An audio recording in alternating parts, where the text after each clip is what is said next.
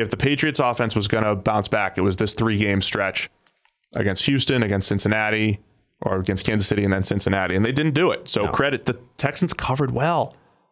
Tight man coverage. There was a lot of play. Did you see that play in the red zone? I mean, Brady held the ball for like 8 seconds and nobody was open. I thought the broadcast did a nice job. When they were playing man coverage, the Texans did a really nice job. I mean, I think you really have to credit their team for the game plan they had. Yeah. Like there's a lot of teams that go out there and just don't have a particularly effective game plan against the Patriots. The Texans went in there with the right game plan, executed it well, and won because of it. How's our financial plan coming? Super! Chris, any advice? With Western and Southern, preparing for your financial future can be easier than you think. Favorite receiver? Huh? To get started, visit westernsouthern.com. And now Sunday Night Football. Texans 28, Patriots 22. Almost kind of made it interesting at the end. The onside kick that went out, but this was the Texans in control pretty much from start to finish. Yeah, there was a few games this week. This is another one where I don't think the score was the score was closer than the game was. Yeah. This really wasn't particularly close. The Texans pretty much dominated. And only right at the death, they played that ridiculously soft defense where it's like, okay, we're going to let you score pretty quickly because we believe there's not enough time left for you to score all of the points you need to get. New England also was not moving quickly at all. It was almost like they said, we just have to score these touchdowns just to get an onside kick opportunity. We don't care how much time we have left. It ended up kind of working out. Like it gave them the opportunity, but they had very little sense of urgency in the fourth quarter. I don't even think Brady was, he was just like, I'm done. Probably. I mean, let's just get out of here without getting hurt, get some reps in. I suspect there was a lot of let's try and get things together. I honestly think about winning. I mean, there's a reason why I think they pass when they're up a lot, is because I do think they believe in like game reps, and I honestly think Brady was just out there running plays because he was like checking to runs and stuff. Like he's just like, hey, light box, I'm checking to a run. He was just going through the offense with no sense of urgency while they were down 3 scores. It's become a practice now. Right. The game is gone. And then they accidentally stumbled into like, oh, we're within 6. Right. We don't think we're coming back. So let's just use this as an extended practice opportunity and try and get ourselves on the same page. Because at one point in this game, you know, we saw this clip on the sideline of Brady basically imploring his receivers to be better. Yeah. You know, let's be faster, quicker, more explosive. Like, have you seen who your receivers are? That's not happening in the course of a sideline. I think it's the slowest team in the league. Other than, you know, Dorsett's out there with a little bit of juice, but I mean, it's not like, you know, Mohamed Sanu's not all that fast right now, especially on a hobbled ankle. Edelman's not, he's quicker than fast. We know that, obviously.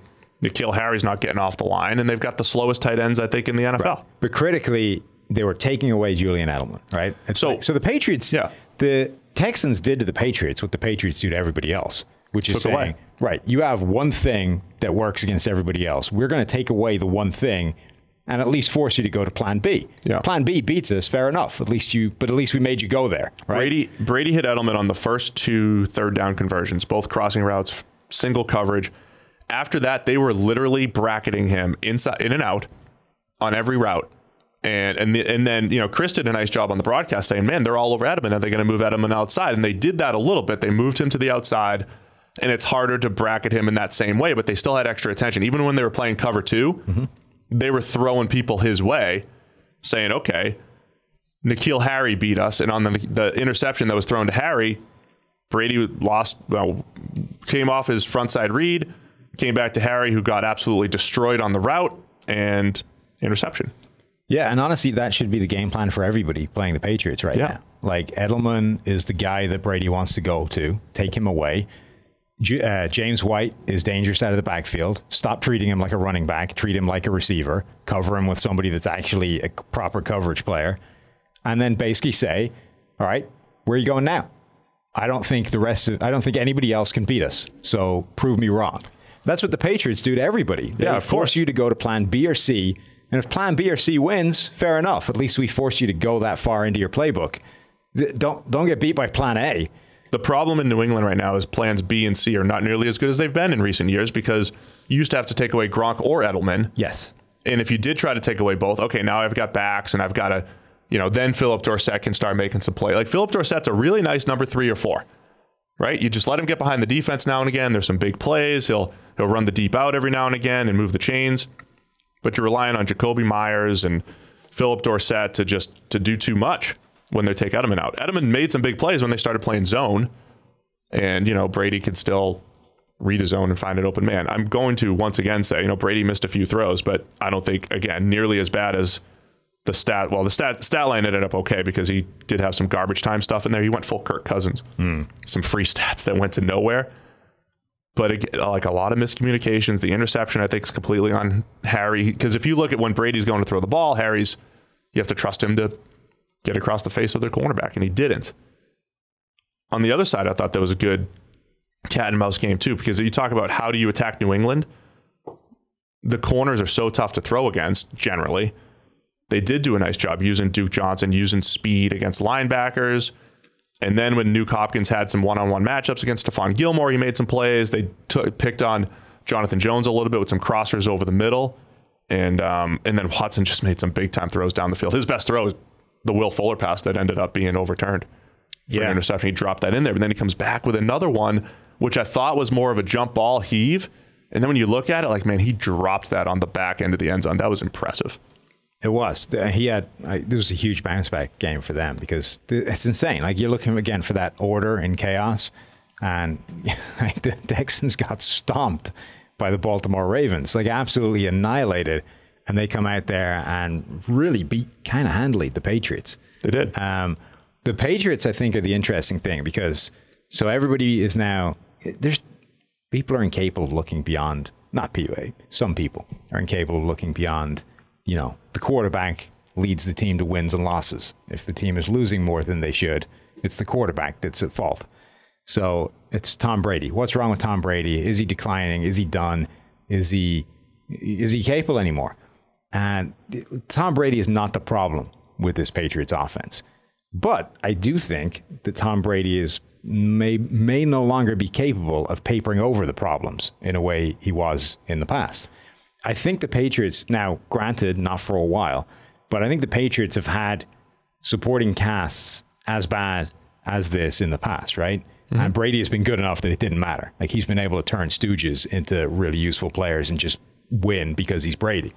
I think now he actually needs more help from these guys. And if you're able of executing a game plan like the Texans were yesterday of saying, right, we're going to force you to plans B and C, I don't know that Brady is capable of overcoming that anymore. Yeah, and that's why 2013 was that year that he had that dip and everybody was really on the decline bandwagon. And it was similar, right? They had drafted Aaron Dobson in the second round, who was not good. They had an undrafted free agent in Kenbrell Tompkins, who actually was a little bit more impressive than Dobson. That's what's happening right now. Jacoby Myers more impressive than N'Keal Harry. That year, Gronk was also banged up. So when Gronk was off the field, that offense was not great. And Edelman, that was like the first year Edelman emerged. It was like an Edelman and Shane Vereen show. It's kind of what we have right now, right? You've got no tight ends. You've got an Edelman, and, you still have James White out there. And then, Mohamed Sanu, I don't know, he's coming off of illness / an ankle injury. He was supposed to mitigate a lot of that. And he had, showed flashes a few weeks ago, but this was, there's a lot of improvement needed from the playmakers. And then Brady has regressed back into, pretty good, and it is tough to overcome. Yeah, it's going to be interesting to see them because this is not the first time the Patriots have, struggled to find themselves throughout the course of the season. Usually they get it together by the end of the year, and they roll into the postseason with a better idea of what this offense should be. Yeah, I mean, a year ago though, they lost the Miami Miracle against Miami, and they scored 10 against Pittsburgh in Pittsburgh. They never lost to the Steelers. So I mean. So that's the other thing is that people act like, all right, September is when the Patriots screw up, and then, December they roll and they're great for the rest of the year. Honestly, that's not the case. It's not the case at all. You look at the past few seasons, they've lost a lot of games in December. They lost to a bad Miami team in 2017 on Monday Night Football, like owned. Even this isn't crazy, the idea that they're losing games in December. Like this, all of what I'm saying, I guess, is rolling up to this idea of right now the Patriots do not look that good. I think the defense is good, but it's been proven that if you're actually good yourself, it can be got. Yeah, it's just tough to bank on defense. Right, exactly. So it's good. It's not as good as it looked with some of the crazy numbers. The offense doesn't look that good at all. Tom Brady doesn't look as good as he's been in the past. There's no You're scary, so cautious. I love it. There's no scary threat. But ultimately, we've seen all of this before. None of this actually means anything until we roll into the playoffs and somebody goes in there and beats the crap out of them. Yeah, they're still likely to get a bye. The big news this weekend, though, is they lost the number 1 seed. Yeah, the AFC goes through Baltimore now. And there was a point last year after that Miami Miracle play, we said the AFC goes through Kansas City. And Kansas City ended up getting the number 1 seed. Of course, New England went in there and won and went to the Super Bowl. But right now, Baltimore controls their own destiny. They still have some tough games left, but they're rolling right now. It's not hard to see Baltimore going 14-2 with the number 1 seed. And, that's huge, obviously. Baltimore beat New England in Baltimore. Yeah. Going into New England in the playoffs is, I think, a bit of a different story.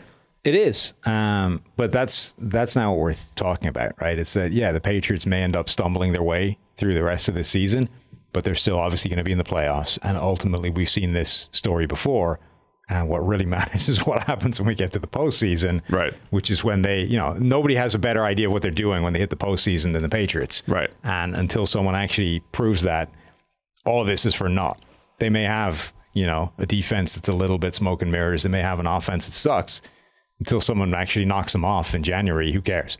Yeah, I think the biggest disappointment for New England is I made a lot of excuses for the weather and stuff, right? I mean, the weather affects passing, right? This should have been a time against Houston's coverage unit, which has not been great. If the Patriots offense was going to bounce back, it was this 3-game stretch against Houston, against Cincinnati, or against Kansas City and then Cincinnati, and they didn't do it. So credit, the Texans covered well. Tight man coverage. There was a lot of play. Did you see that play in the red zone? I mean, Brady held the ball for like 8 seconds and nobody was open. I thought the broadcast did a nice job. When they were playing man coverage, the Texans did a really nice job. I think you really have to credit their team for the game plan they had. Yeah. Like there's a lot of teams that go out there and just don't have a particularly effective game plan against the Patriots. The Texans went in there with the right game plan, executed it well, and won because of it.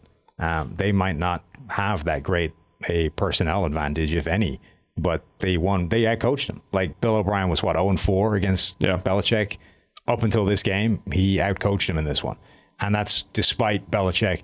I don't think he had a bad game from a coaching standpoint. He made some adjustments to fix some things along the way. Made some weird moves though too. The whole take a delay of game on the extra point, and then they miss the extra point, and end of the first half they're punting it's 4th down with 26 seconds left, just right. But in terms of schematic X's and O's, they shifted help from one side of the line to the other because suddenly Jacob Martin is wrecking them. He had 2 sacks and 2 hurries. 3 sacks and 2 honestly, weeks. I thought he had a few plays where he was closer to making some things happen as well. Like there was one where it would go down as a hurry, but also wouldn't be a particularly good graded play because he should have had Brady in the grasp. Let him scamper out to the right field, and somehow Brady 13-yard scamper. Right.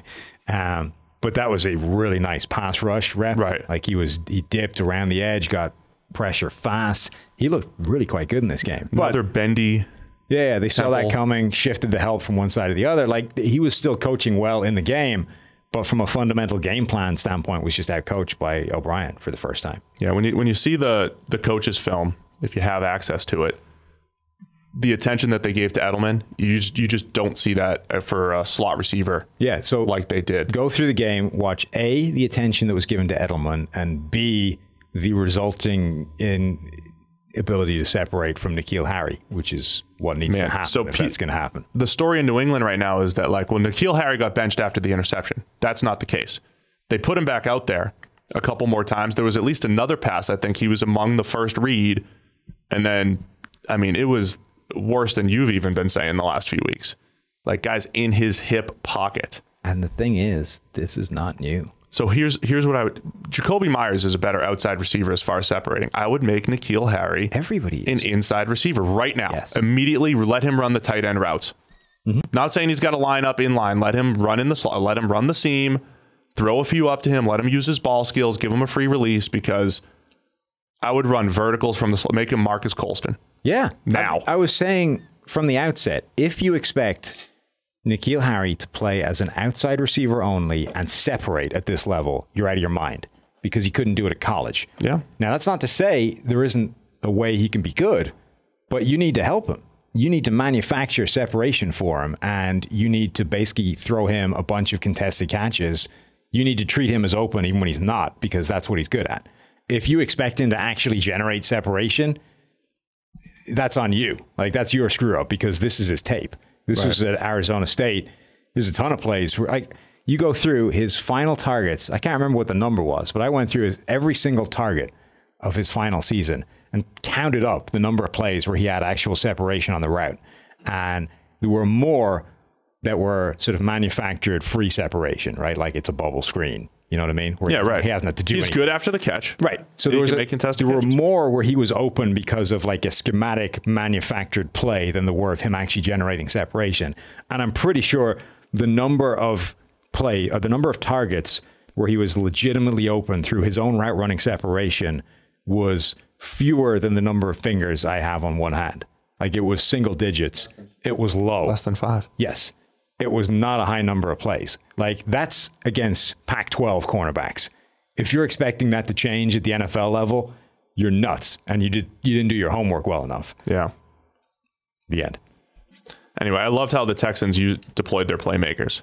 I've said all season they've got, beyond Hopkins, I think they've quietly got this nice little group. When you use Duke Johnson for 5 catches for 54 yards, and you've got Kenny Stills out there, and I know Will Fuller dropped the touchdown, but that deep speed just opens things up, and both tight ends show up with some plays. What? Drop is harsh.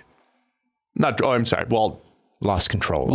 I didn't mean for it to be a drop, but it was a beautiful throw that easily should have been a touchdown. Will Fuller should have caught it. But Darren Fell's making some plays. Jordan Aiken's making, a nice play. I mean, and then Deshaun Watson caught a 6-yard touchdown pass on that trick play. Tricky. You want to get rid of me and get back to more great PFF YouTube content? All you have to do is push that button right there and subscribe. Thanks for watching.